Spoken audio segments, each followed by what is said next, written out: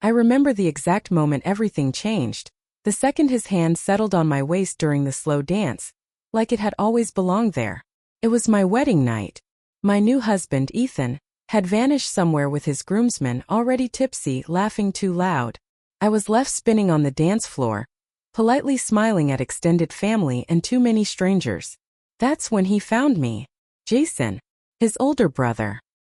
He'd been quiet all night, lingering near the bar, watching me like he was trying not to. Everyone said he was the wild one, the black sheep. Divorced. A little too handsome for his own good. That night, in his loosened black tie and stormy expression, he looked like trouble begging to be touched.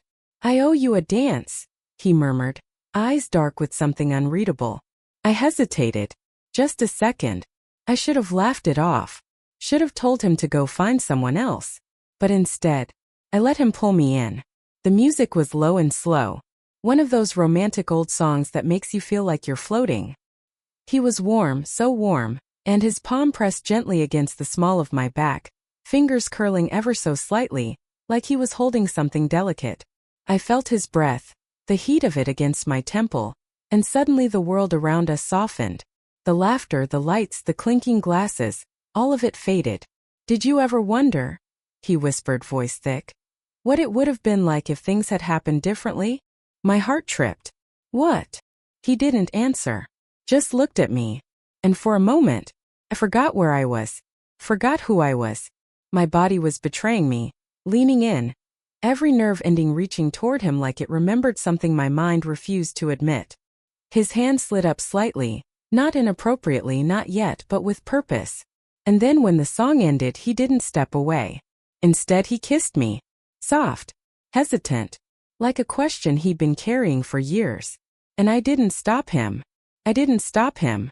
That was the moment the line blurred between right and wrong, between who I was and who I almost could have been. I didn't sleep that night. Not because of the kiss, though God knows it replayed in my mind until dawn, but because of everything that followed. The look in his eyes when we broke apart.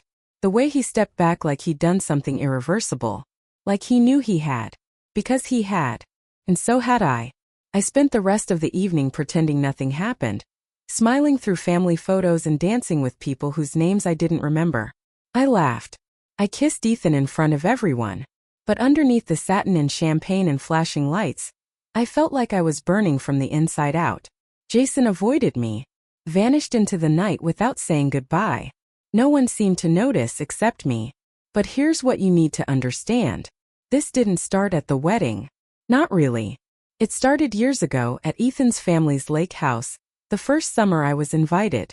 Back when I was still the girlfriend, the one trying too hard to make a good impression.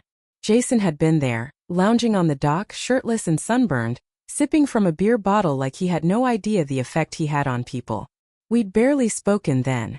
But I remember the way he looked at me. Not with flirtation exactly, more like confusion. Like he couldn't figure out what I was doing with his brother.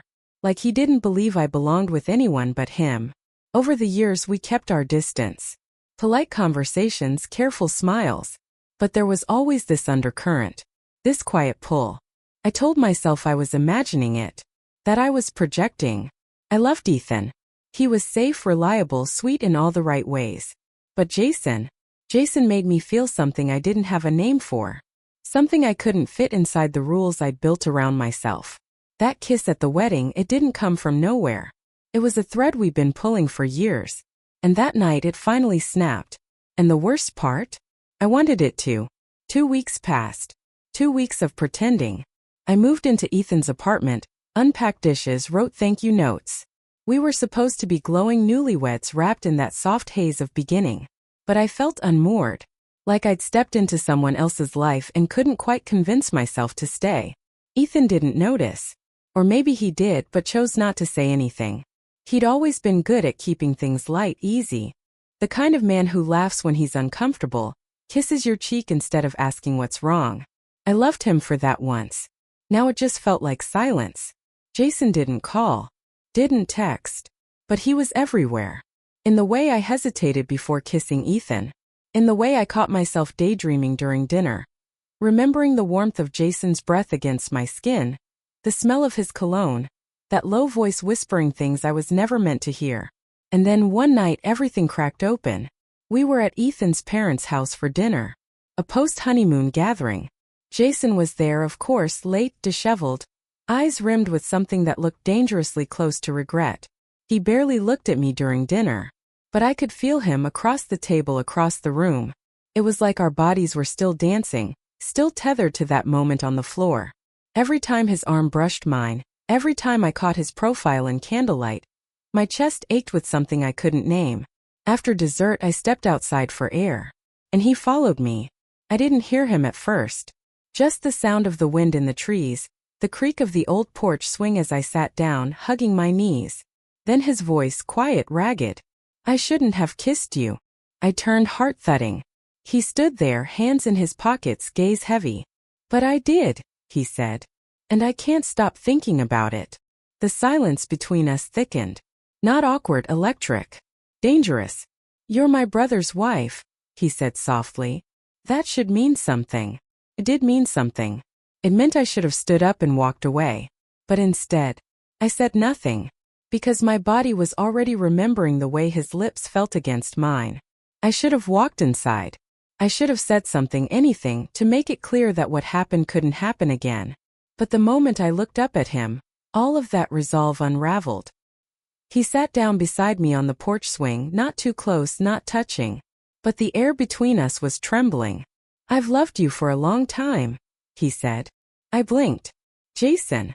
"No. You don't have to say anything. I just need you to know."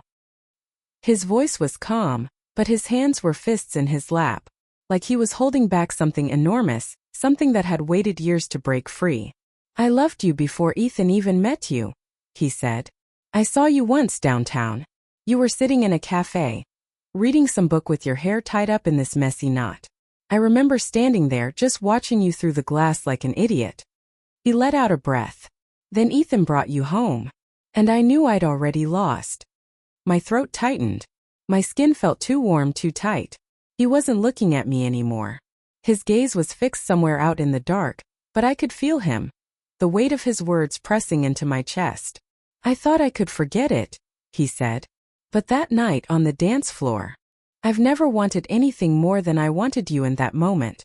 A pause. A flicker of wind. "And you kissed me back." My breath caught. He turned to face me then, his eyes raw. "Don't lie to me now. I need the truth." I couldn't speak. Every rational thought dissolved into the hum in my blood, the ache behind my ribs. Because he was right. I had kissed him back. Not just with my lips, but with every part of me that had longed for something wild, something real. Something that didn't play by the rules I'd spent years building. "I don't know what to do," I whispered. His fingers brushed mine. Just barely.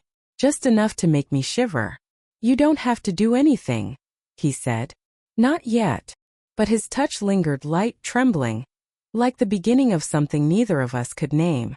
And still, I didn't pull away. After that night on the porch, everything changed.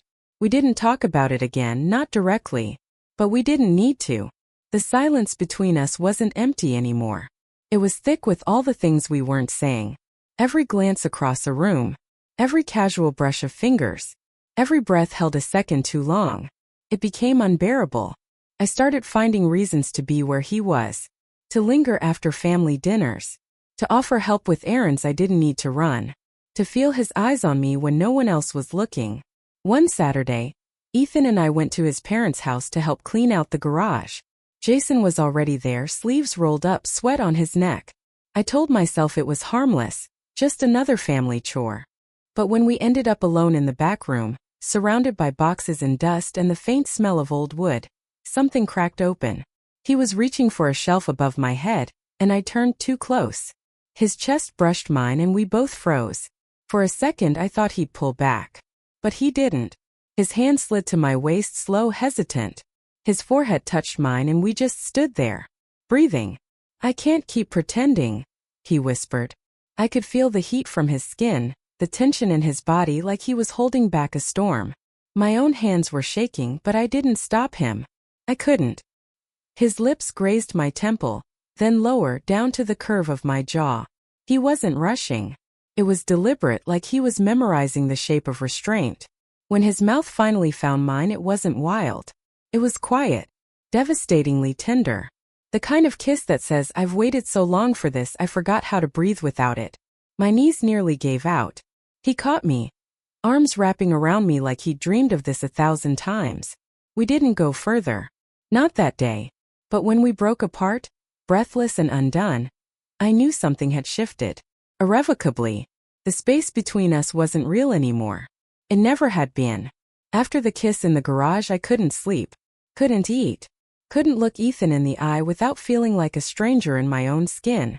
I'd lie beside my husband at night, his breath soft and steady, and wonder how long I could live in a lie. How long before the truth broke the surface. Jason didn't reach out. But I saw him, in stolen glances, in tight-lipped smiles at family dinners, in the way his body tensed every time I entered a room. It wasn't avoidance. It was survival. Like we were both trying not to drown in what we'd done. One night, Ethan suggested we go out, just the two of us. "We need a real date," he said, kissing my shoulder. "Something to remind us we're still newlyweds." I smiled, nodded, said yes.